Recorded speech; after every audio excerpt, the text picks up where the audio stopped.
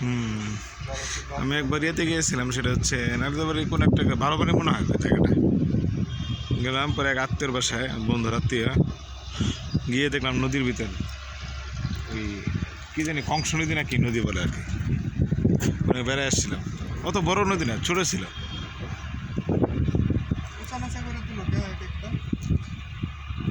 হ্যাঁ,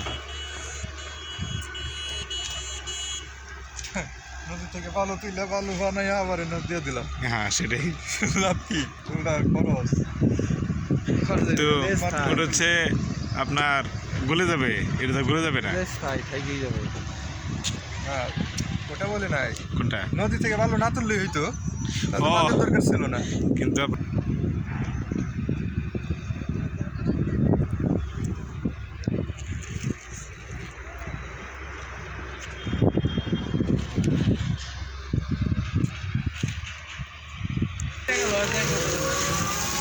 সমস্যা নাই, একটা না পারলে 10।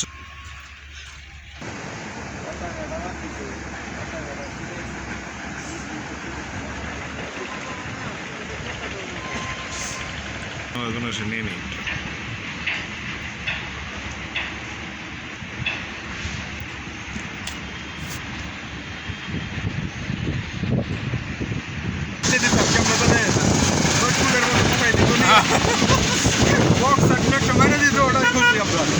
ওটাই খুশি।